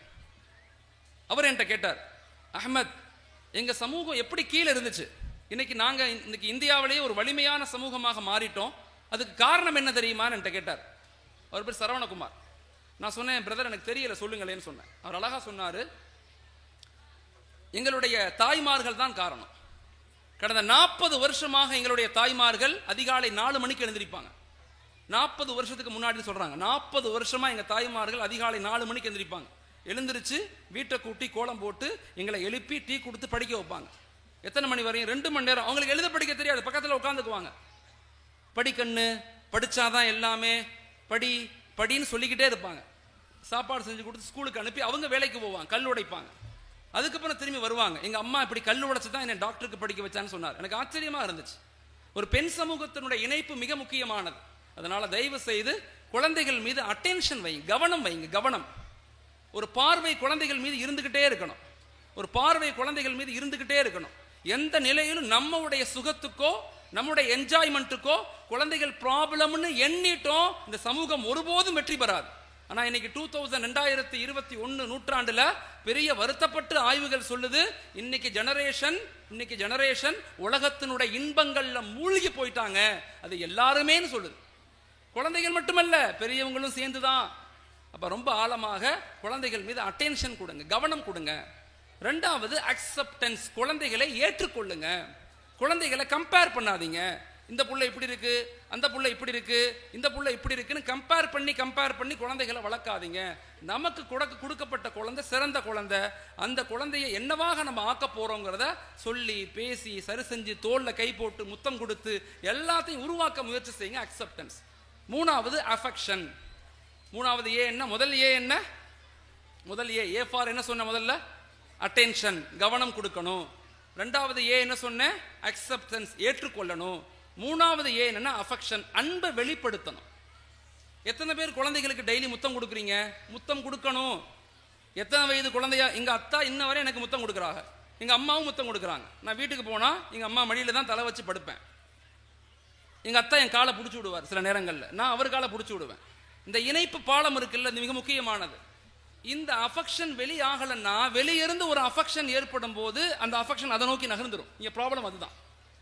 அது ஆணுக்கும் சரி பெண்ணுக்கும் சரி. வீடுகளில் அன்பை வெளிப்படுத்துங்க. குழந்தைகள் தோள் மேல கை போடுங்க, அவங்களுக்கு முத்தம் கொடுங்க. பெண் குழந்தையாக இருந்தா அத்தாக்கள் நெத்தியில முத்தம் கொடுங்க, ஆண் குழந்தையாக இருந்தா அம்மாக்கள் நெத்தியில முத்தம் கொடுங்க. அடிக்கடி அவங்கள என்ன செய்யுங்க, கொஞ்சுங்க, அவங்கள்ட்ட ரொம்ப அஃபெக்ஷனா நடந்து கொள்ளுங்க. நான் உங்களுக்கு துவா செய்தேன்னு சொல்லுங்க. ஒரு மிகப்பெரிய ஆலிம் அவங்க சமீபத்தில் பேசினாங்க, ஜுல்ஃபிகார் சாப்னு சொல்லி மிகப்பெரிய ஒரு ஆலிம். அவங்க பேசும்போது மிக அழகான ஒரு கருத்தை எனக்கு சொன்னாங்க பயான்ல. எனக்கு ரொம்ப ஆச்சரியமா இருந்த கருத்து. ஜுல்ஃபிகார் சொன்னாங்க, எங்க வீட்டில் 7 குழந்தைகள். அழுதுகிட்டே சொன்னாங்க, எனக்கு எங்க வீட்டில் 7 குழந்தைகள். இன்னைக்கு ஜுல்ஃபிகார் உலகத்திலேயே மிகப்பெரிய ஞானி, மிகப்பெரிய சிறந்த அறிவாளி. அவர் மாதிரி ஒரு ஸ்பீக்கர், ரைட்டர் உலகத்தில் இப்போதைக்கு நடப்பு கால உலகத்தில் மிக சிறந்த ஒரு ஆளுமை. அவர் சொல்றார், இந்த அறிவுக்கும் இந்த ஆற்றலுக்கும் இந்த இவ்வளவு பெரிய உயர்வுக்கும் காரணம் ஜுல்ஃபிகாருடைய படிப்பல்ல, எங்க அம்மாவுடைய துவான்னு சொல்றார். ஜுல்ஃபிகாருடைய அறிவல்ல, அம்மாவுடைய துவா. எங்க அம்மா தஹஜ்ஜத் நேரத்தில் காலையில 3 மணிக்கு 4 மணிக்கு எழுந்திருச்சு என்ன செய்வாங்க, துவா செய்வாங்க. துவா செய்யும் போது ஒவ்வொரு குழந்தையுடைய பேர் சொல்லி துவா செய்வாங்க. எங்க அம்மா ஒவ்வொரு குழந்தையா பேர் சொல்லுவாங்க. நான் 6வது புள்ள எங்க அம்மாவுக்கு. நான் படுத்து இருப்பேன், எங்க அம்மா எப்ப என் பேர் சொல்லுவாங்கன்னு படுத்து முழிச்சே இருப்பேன். எனக்கு எல்லாம் ஞாபகம் இருக்கு. எனக்கு 3:30 எங்க அம்மா எந்திரிச்சு தொழுகும் போது எனக்கு முழிப்பு வந்துடும், முழிச்சிருவேன். ரொம்ப ஆழமா இதை உணர்ந்து பாருங்க. எங்க அம்மா 3:30 மணிக்கு எழுந்திருச்சு ஒவ்வொரு குழந்தையா பேர் சொல்லி, யா அல்லாஹ் என் மகன் அப்துல் ரஹ்மான், என் மகள் ஃபாத்திமா, யா அல்லாஹ் என் மகன் அப்துல்லா, இப்படி ஒவ்வொரு பேரா சொல்லி துவா செய்வாங்க. என் பேர் எப்ப வரும்னு படுத்தே இருப்பேன். என் பேரு எங்க அம்மா யா அல்லாஹ் என் மகன் ஜுல்ஃபிகார்னு சொன்ன உடனே வேகமா பெட்டை விட்டு எந்திரிச்சு எங்க அம்மா மடியில படுத்துக்குவேன். போய் எங்க அம்மாவுடைய மடியில துவா கேட்கும், எங்க அம்மா மடியில படுத்துப்பேன். எங்க அம்மா என்ன செய்வாங்க, அப்படியே ஒரு கையில துவா கேட்டுக்கிட்டு ஒரு கையை வலது கையை என் தலையில தடவி கொடுப்பாங்க. எல்லாம் ஞாபகம் வரும். ஜுல்ஃபிகார் சாப் பயான்ல சொல்றாங்க, எங்க அம்மா ஒரு கையில என்ன தடவி கொடுப்பாங்க, தலைவை தடவி கொடுத்துட்டு எங்க அம்மா துவா கேட்பாங்க, யா அல்லாஹ் என் மகன் ஜுல்ஃபிகாவுக்கு நல்ல ஞானத்தை கொடு, நல்ல அறிவை கொடு, நல்ல ஒழுக்கத்தை கொடு, உலகத்தில் மிகச்சிறந்த ஆலிமாக சமூகத்துக்கு ஷரியத்தை, மார்க்கத்தை, நேர்மையை, உண்மையை சமூகத்தில் நிலைநாட்டக்கூடிய மிகப்பெரிய ஆளுமையாக என் மகனை உருவாக்கி கொடுன்னு கேட்ட வார்த்தைகள் இன்னும் வரையும் என் காதல ஒலிக்குது. ஜுல்ஃபிகார் இன்னைக்கு உலகத்தில் இவ்வளவு பெரிய ஆலிமாக மிகப்பெரிய ஸ்காலராக இருக்கிறன்னா அதுக்கு காரணம் என்னுடைய அறிவு, என்னுடைய படிப்பல்ல, எங்க அம்மாவுடைய துவான்னு சொல்றாரு. எத்தனை தாய்மார்கள் மனதில் கை வச்சு பாருங்க, எத்தனை பேர் நாம நம்முடைய குழந்தைகளுக்காக பேர் சொல்லி துவா செய்கிறோம். எத்தனை பேர் தன்னுடைய குழந்தை கைத்தட்ட வேணாமா, கைத்தட்ட வேணாம். எத்தனை பேர் நம்ம என்ன செய்வோம், துவா செய்கிறோம். மனதில் கை வச்சு பானை குழந்தைகளுடைய பேர் சொல்லி துவா செய்யணும். துவா செய்கிறோம், எல்லாருமே துவா செய்கிறோம். ஆனால் பேர் சொல்லி துவா செய்கிறோமா? என் மகன் ஃபாத்திமா, என் மகள் ஃபாத்திமா, என் மகன் அப்துல்லா, அப்துல் காதர் அப்படின்னு பேர் சொல்லி சொல்றோமா? இல்லை. அதில் தயவு செய்து குழந்தைகள் மீது என்ன செய்யுங்க, அஃபெக்ஷனை வெளிப்படுத்துங்க, அன்பை வெளிப்படுத்துங்க, அன்பை வெளிப்படுத்துங்க. வீட்டுக்கு பிள்ளைங்க வந்தா அந்த பிள்ளைங்கள்ட்ட சொல்லணும், காலைல கிளம்பும் போது, அம்மா நான் இன்னைக்கு சுபுகுக்கு பிறகு நான் உனக்கு துவா செஞ்சேன், நீ நல்லா படிப்ப, எனக்கு நம்பிக்கை இருக்கு, நல்லா நீ படிக்கணும், எனக்கு நீ துவா செய் அப்படின்னு ஒரு வார்த்தையை நீங்க சொல்லி பாருங்க. the direct communication with Allah. குழந்தைகளை உங்களோடு இணைக்காதீர்கள், குழந்தைகளை அல்லாஹ்வோடு இணைங்கள். குழந்தைகளை உங்களோடு இணைக்காதீங்க, குழந்தைகளை உங்க கூட இணைக்காதீங்க. ஹஸ்ரத் ஸல்லல்லாஹு அலைஹி வஸல்லம் வெறுமனே 13 வருஷம் மக்காவில், 10 வருஷம் மதீனாவில், 23 வருஷத்துல பிறகு 1318 ஆண்டுகள் இந்த உலகத்தை நிர்வகிக்கக்கூடிய சமூகத்தை உருவாக்குனாங்கன்னா, எல்லா நிலையிலும் உருவாக்குனாங்கன்னா அதுக்கு மிகப்பெரிய முக்கியமான காரணம் ஸல்லல்லாஹு அலைஹி வஸல்லம் எந்த நிலையிலும் சஹாபாக்களை தன்னோடு இணைக்கல, அல்லாஹ்வோடு இணைச்சிட்டாங்க. அதனுடைய வெளிப்பாடு தான் அவ்வளவு பெரிய ஆற்றல். நான் சம்பாரிச்சு குடிச்சேன்னு சொல்லக்கூடாது, நான் கஷ்டப்பட்டு உனக்கு கொடுத்தேன் சொல்லக்கூடாது, அல்லாஹ் என்ன அமானிதமாக உன்னை கொடுத்திருக்கிறான் அப்படிங்கிற உணர்வுகளை, the direct communication with Allah. குழந்தைகளை அல்லாஹ்வோடு இணைங்க. அதுக்கு மிக முக்கியமானது அஃபெக்ஷன், அன்பை வெளிப்படுத்துங்க, நேசிங்க, நேசத்தை வெளிப்படுத்துங்க. இது 3வது ஃபார்முலா. 4வது ஃபார்முலா என்னன்னு சொன்னா, மிக முக்கியமான ஒரு பகுதி, குழந்தைகளை அப்ரிசியேஷன், அடிக்கடி பாராட்டுங்க. 4வது ஏ என்ன, அப்ரிசியேஷன். குழந்தைகளை அடிக்கடி பாராட்டுங்க. உன் ட்ரெஸ் நல்லா இருக்கு, இன்னைக்கு நீ அற்புதமா ஹோம்ஒர்க் பண்ணியிருக்கிற, உன் ஹேண்ட் ரைட்டிங் டெவலப் ஆயிருக்கு, நான் பார்க்குறேன், முன்னாடி விட உன் ஹேண்ட் ரைட்டிங் டெவலப் ஆயிருச்சு. என் 2வது குழந்தை மறதியா, அந்த குழந்தை பேர் 5th படிக்கிறாங்க. அவங்க ஒரு தடவை லாஸ்ட் ஒரு 2 மந்த்துக்கு கேட்குறாங்க என்கிட்ட, ஃபாதர் நீங்கள் முன்னாடியெல்லாம் என்னை வெரி குட் சொல்லுவீங்க, இப்போ நீங்கள் வெரி குட் சொல்லவே மாட்டேங்கிறீங்க, என்ன ஆச்சு, ஏன் பிஸி ஆயிட்டீங்களா நீங்க? என் புள்ள என்கிட்ட கேட்குறா. நான் சாரி கேட்டேன், ரியலி சாரி கேட்டோன்னே என் புள்ள சொல்றா என்கிட்ட, I feel very happy to me. நீங்க வந்து சொல்லும் போது ஐ ஃபீல் வெரி ஹாப்பி. நீங்க வெரி குட்னு சொன்னா எனக்கு அப்படியே சந்தோஷமாக இருக்கும் உள்ளுக்குள்ள. நான் வந்து இந்த உலகத்தை ஒரு சந்தோஷமா ஃபீல் பண்றேன், நான் உங்களை விரும்புறேன். என் குழந்தை என்கிட்ட சொல்றா, நான் ஐ ஃபீல் இட், நான் அதை விளங்குறேன், அதை நான் இப்போ புரிஞ்சுக்கிறேன். இப்போ நான் கேட்டேன் என் குழந்தைகிட்ட, சாரி கேட்டேன், சாரி இனிமே சொல்றேன், இனிமே நான் சொல்றேன். ஸ்கூல் விட்டு வந்தாங்கன்னா நான் வீட்டில் இருக்கிறது ரொம்ப ரேர், வெளியில பயணங்கள் அதிகமாக இருக்கும். எப்போ நான் வீட்டில் இருக்கணும் என் பிள்ளைங்கள்ட்ட நிறைய நேரம் கொடுப்பேன். நைட் நேரத்தில் காலையில் உட்காந்து பேசுவோம், விளையாடுவோம், எல்லாம் பண்ணுவோம். அப்போ நான் என்னுடைய குழந்தை, முதல் குழந்தை, அவங்க 8th படிக்கிறாங்க. அவங்க ஸ்கூல் விட்டு வர்றாங்க. நான் கேட்குறேன் ஸ்கூல் என்ன ஆச்சுன்னு கேட்டேன். ஒன்றும் சொல்ல மாட்டாங்க. பிள்ளைங்க எப்பயுமே அப்படித்தான், மூடாக தான் இருப்பாங்க, பேச மாட்டாங்க. நம்மள்ட்ட பெற்றோர்கள்ட்ட மனம் விட்டு பேசுறது ரொம்ப ரேரான குழந்தைகள் தான் பேசுவாங்க. அந்த பிள்ளைகிட்ட கேட்குறேன், என்ன ஸ்கூல் என்ன? ஒன்றும் இல்லையே, நல்லா தான் படிக்கிறோம் அப்படின்னு சொன்னான். நாங்கள் விளையாண்டோம், த்ரோபால் விளாட்றோம் 2 பேரும். விளையாண்டுக்கிட்டே கேட்குறேன், இப்போ சொல்லு மஹதி, உன் ஸ்கூலில் என்ன நடந்துச்சு, என் பிள்ளை இது, என் ஃப்ரெண்டு இது, என் டீச்சர் எப்படி சொன்னாங்க. எப்போ நாம் இணையிறோமோ அப்போ தான் வந்து வார்த்தைகள் வெளியாகும். எப்போ நம்ம இணையணும், பிள்ளைங்களோட நம்ம இணையணும். அப்பப்போ அடிக்கடி பாராட்டணும். உன் ட்ரெஸ்ஸு நல்லா இருக்கு, உன் ஹேர் ஸ்டைல் நல்லா இருக்கு, அழகா பண்ற, அம்மா நீ பார்க்கறதுக்கு உன் முகத்தில் வந்து நீ அதிகமாக தொழுகிறதுனால உன் முகத்தில் ரொம்ப மஷால்லா அப்படியே ரூஹானியத் தெரியுது. இதெல்லாம் நம்ம சொல்லிக்கிட்டே இருக்கணும். சொல்ல சொல்ல அந்த குழந்தைகள் பக்குவம் அடைவாங்க. அர்-ரசூல் முஅல்லிம்ங்கிற கிதாபில் இமாம்கள் எழுதுறாங்க, ஸல்லல்லாஹு அலைஹி வஸல்லம் அவர்களை போல எங்களை புகழ்ந்தது யாருமே இல்லை. அப்படி புகழ்வாங்களாம் சஹாபாக்களை. சொர்க்கவாதியை பார்க்கணுமா, அந்த அவரை பாருங்கன்னு சொல்றாங்க, முடிஞ்சு போச்சு கதை. இதுக்கு மேல ஒரு மனிதன் என்ன வேணும், தேவை என்ன வேணும்? சொர்க்கவாதியை பார்க்கணுமா, இவரை பாருங்கன்னு சொன்னா அதை விட சிறந்த ஒரு விஷயம் உலகத்துல என்னவா இருக்க முடியும்? குழந்தைகளை புகழுங்க, அப்ரிசியேஷன் பண்ணுங்க அடிக்கடி. இந்த 4 நிலைகளையும் பெற்றோர்கள் பின்பற்ற ஆரம்பிச்சுட்டாங்கன்னா அந்த 4 ப்ராப்ளத்திலிருந்து நீங்க மீட்டலாம். கல்ச்சுரல் டிக்ளைன், ஒழுக்கம் சார்ந்த சீர்கேடு, உடலியல் சார்ந்த சீர்கேடு, மன அழுத்தம் ரீதியான சீர்கேடு. இதுல இருந்து குழந்தைகளை பாதுகாக்கணும்னா இந்த 4 ஃபார்முலாக்களை பின்பற்றுங்க. சரி, இறுதியாக குழந்தைகளை எப்படி வளர்க்கணும், எந்த மனநிலையில வளர்க்கணும் தெரிஞ்சுக்குங்க. நிறைய நான் விஷயங்கள் சொல்றேன், எல்லா விஷயங்களும் உங்களுக்கு ஞாபகம் இருக்க வாய்ப்பு இல்லை. எது உங்களுக்கு ஏதாவது 1-2 வார்த்தை எங்கள்கிட்ட டப்புன்னு கிளிக் ஆயிரும், மனசுல படும். அந்த மனசுல படுறதை நீங்க லைஃப்ல பின்பற்ற ஆரம்பிங்க, மற்றது தானாக உங்களுக்கு கிடைக்க ஆரம்பிக்கும், தானாக உங்களுக்கு ஞானங்கள் வர ஆரம்பிக்கும். இதான் வந்து உளவியல் ரீதியான விஷயம், ஆன்மீக ரீதியான விஷயம். இப்ப என்ன மனநிலைகள்ல குழந்தைகளை நீங்க உருவாக்கணும் இன்றைய கால சூழ்நிலையில? ஒன்று, வலிமையான ஈமான கொடுங்க. அதான் அடிப்படை. வலிமையான ஈமான் தான் நம்முடைய பாதுகாப்பு, ஈமான் தான் நம்முடைய பலம், ஈமான் தான் நம்முடைய வெற்றி, ஈமான் தான் நம்முடைய வளர்ச்சி. ஈமானிய உணர்வில்லாத கல்வி, ஈமானிய உணர்வில்லாத அதிகாரம், ஈமானிய உணர்வில்லாத காசு பணம் பொருளாதாரம் எதுவுமே ஆற்றலாக மாறாது, உலகத்துல அழிவைத்தான் கொடுக்கும். தயவு செய்து ஈமான உணர்வை கொடுத்துருங்க. ஏன்னா ஈமானிய உணர்வு இருந்தாதான் இந்த உலகத்தினுடைய பிரச்சனைகளை எதிர்த்து நிற்க முடியும். தமிழ் இலக்கியம் மிக அழகாக சொல்லும், புஜபலமும் புத்தி பலமும் மட்டும் போதாது, ஆன்மீக பலம் வேணும்.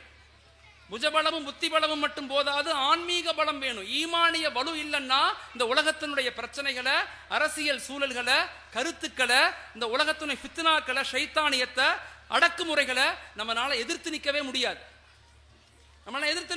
நம்முடைய முன்னோர்கள் இன்னைக்கு உலகத்துல அவ்வளவு பெரிய கட்டமைப்புகளை எதிர்த்து நின்னாங்கன்னா காரணம் என்ன? ஈமானிய பலம். அந்த ஈமானிய பலத்தோடு சேர்ந்த சமநிலை வளர்ச்சினா என்ன? கடந்த 300 வருஷமா நம்ம தோத்து போனது காரணம் என்ன அப்படின்னா, ஆன்மீகத்துக்குள்ள போனவங்க சமூகத்தை பத்தி யோசிக்கிறது இல்லை. சமூகத்துக்குள்ள போனவங்க பொருளாதாரத்துல ஸ்டெபிலிட்டி ஆகல. பொருளாதாரம் சம்பாதிக்கணும்னு போனவங்க பிள்ளைங்களை படிக்க வைக்கல. இன்னைக்கு எல்லாரும் பிள்ளைங்களை டாக்டர் ஆக்கணும், இன்ஜினியர் ஆக்கணும், அதாக்கணும், இதாக்கணும்னு சொல்றோம். குரானை கொடுத்து சொன்னா தெரியல. அப்ப நம்ம சமநிலையை இழக்கிறோம். இந்த உலக வளர்ச்சி என்பது நம்முடைய வாழ்க்கையில வலிமையான ஈமான கொடுங்க. 2வது ஒழுக்கமான வாழ்வியலை கொடுங்க. 3வது ஆளுமையான கல்வியை கொடுங்க. 4வது சோசியல் ரெஸ்பான்சிபிலிட்டி, சமூக பொறுப்புள்ள இளம் சமூகத்தை உருவாக்குங்க. கல்விதான் நம்முடைய மிகப்பெரிய வளர்ச்சி. கல்வியை கொண்டுதான் நம்முடைய உரிமைகளை, நம்முடைய சுதந்திரங்களை அடைய முடியும். நம்முடைய முன்னோர்களுடைய கண்டுபிடிப்புகள், கட்டமைப்புகள் ரொம்ப பெருசு. The father of modern surgery, அல்-கவாரிஸ்மி, மிகப்பெரிய ஆய்வாளர். சொல்லிக்கிட்டே போலாம். என்னுடைய முதல் ரிசர்ச் பேப்பர் The 100 Scholars. ஹஜ்ரத் ஸல்லல்லாஹு அலைஹி வஸல்லம் காலத்திலிருந்து இப்ப வரைக்கும் 100 ஸ்காலர்ஸை பத்தி ஆய்வு செய்து ஆய்வுகள் வெளியிட்டோம். அப்ப இன்னைக்கு நம்முடைய சமூகத்தை கட்டமைப்பை நோக்கி நகரணும்னா, ஒன்று வலிமையான ஈமான கொடுங்க, இரண்டாவது ஒழுக்கமான வாழ்வியலை கொடுங்க, மூன்றாவது ஆளுமையான கல்வியை கொடுங்க, நாலாவது சமூக பொறுப்புள்ளவர்களாக மாற்றுங்க. இறுதியாக இதெல்லாம் செயல்படுத்தணும்னா நமக்கிட்ட சில குவாலிஃபிகேஷன் வேணும். அதோட நான் முடிச்சுக்கிறேன். நமக்கிட்ட சில குவாலிஃபிகேஷன். ஒன்று, மக்களிடத்துல அன்பாக பேசுங்க, அதிகாரமா பேசாதீங்க. வீட்டில் கணவன் மனைவி அத்தா அம்மா, வீட்டில் மாணவர்கள் டீச்சர்ஸ் எல்லா இடத்துலையுமே சிரித்த முகமாக அன்பாக பேசுங்க. அதிகாரத்தை வெளிப்படுத்தாதீங்க. அடுத்தவங்களுடைய குறைகளுக்கு பின்னால போகாதீங்க. அடுத்தவங்களுடைய குறைகளுக்கு பின்னால போனா நமக்கு நல்ல மவுத்து வந்ததாக சரித்திரம் இல்லை. தயவு செய்து நான் சொல்றேன். அதனால எல்லா நிலையிலும் அன்பை வெளிப்படுத்துங்க, சிரித்த முகமாக இருங்க, வீடுகள்ல அன்பை வெளிப்படுத்துங்க. ரெண்டாவது, வாழ்க்கையில நமக்கு என்ன கிடைச்சிருக்கோ அதை ஏற்றுக்கொள்ளுங்க. கிடைக்காத ஒண்ணு நினைச்சு, இல்லாத ஒண்ணு நினைச்சு, வராத ஒண்ணு நினைச்சு வாழ்க்கையை நரகமாக மாத்திக்க கூடாது. நமக்கு என்ன கிடைச்சிருக்கோ ஆகச் சிறந்தது, என் கணவர் சிறந்தவர், என் மனைவி சிறந்தவர்கள், என் பிள்ளைங்க சிறந்தது, என் வீடு சிறந்தது, என் வியாபாரம் சிறந்தது, எல்லா நிலையிலும் எனக்கு இறைவன் அனைத்தையும் நன்றாக கொடுத்திருக்கின்றான், லா ஹவ்ல வலா குவத்த இல்லா பில்லா அப்படிங்கிற மனநிலைக்கு வாங்க. உலகத்துல கிடைக்கிறத விட்டுட்டு கிடைக்காத ஒண்ணு நினைச்சு போய் வாழ்க்கையை நரகமா மாத்திக்க கூடாது. மூன்றாவது, எல்லா நிலையிலும் மனிதர்களை மன்னிச்சிருங்க, யாரையும் தண்டிக்க ஆசைப்படாதீங்க. அஹ்சின் கமா அஹ்சன் அல்லாஹ், அல்லாஹ் நம் மீது இரக்கம் காட்டுவதை போல, உபகாரம் செய்வதை போல நாம் மனிதர்கள் மீது இரக்கம் காட்டி அன்பு செலுத்தி மன்னிக்க கூடியவர்களாக மாறணும். நாலாவது, எல்லா நிலையிலும் சுயநலமாக இருக்காதீர்கள், பொதுநலமாக இருங்க. நான் நல்லா இருக்கணும், நான் வீடு கட்டணும், நான் கார் வாங்கணும், நான் நகைகளை போடணும், நான் சொஃபஸ்டிகேட்டடா இருக்கணும் நினைப்பை விட்டுட்டு நான் நல்லா இருக்கணும், அதோட சேர்ந்து என் ஊர், என் பக்கத்து வீட்டுக்காரவங்க, என் உறவுகள், என் அண்ணன் தம்பி, என்னோட எல்லா மக்களும் நல்லா இருக்கணும் அப்படிங்கிற உணர்வுகளோடு இருங்க. நம்மளை கொண்டு மிகப்பெரிய மாற்றம் ஏற்படும். அது பெற்றோர்களாக நம்முடைய மிகப்பெரிய கடமை. நாம முதல்ல நல்லவர்களாக இருந்தால்தான் நம் குழந்தைகள் நல்லவர்களாக இருப்பார்கள். நாங்கள் பாவிகளாக, மோசமானவர்களாக, தப்பு செய்யக்கூடியவர்களாக இருந்தா என் குழந்தைகள் அதனுடைய பாதிப்பை சுமந்துதான் ஆகணுங்கிறத மறந்துடாதீங்க. இது மனசுல வச்சுக்கோங்க. மாஷா அல்லாஹ், இந்த ஸ்கூலுக்காக நான் நிறைய துவா செய்கிறேன். மாஷா, நல்ல ஒரு அமைப்பு முறை, இந்த ஸ்கூல் மென்மேலும் வளரணும், நல்ல சிறந்த முறையில் உருவாகணும். எல்லா மக்களும் இணைந்து பயணித்து ஒரு சமூக மாற்றத்தை, இந்தியாவுடைய வளர்ச்சியில பங்கு பெறக்கூடிய வருங்கால இளம் சமூகத்தை நம்ம உருவாக்கணும். அல்லாஹ் நம்ம எல்லா நிலையிலும் உதவி செய்வான். ஜஸாக்குமுல்லாஹ். அஸ்ஸலாமு அலைக்கும் வரஹ்மத்துல்லாஹி தஆலா பரகாத்துஹு.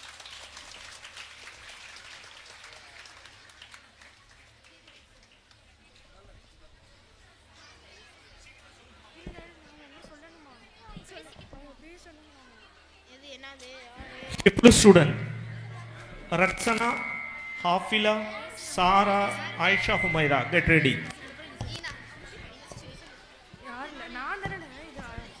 Rakshana, Hafila, Sara, Aisha, Humaira, come to stage.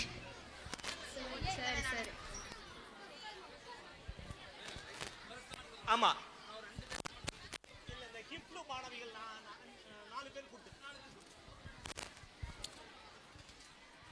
நமது சிறப்பு விருந்தினர் அவசரமாக கிளம்ப இருப்பதால் நமது ஹிஃப்லு மாணவிகள் ரக்ஸனா முதல் மதிப்பெண், ஹாஃபிலா 2ஆம் மதிப்பெண், சாரா 3வது மதிப்பெண், ஆயிஷா ஹுமைரா 4வது மதிப்பெண். ரக்ஷனா 9ஆம் வகுப்பு மாணவி 13 ஜுஸ் மனப்பாடம் செய்திருக்கிறார்.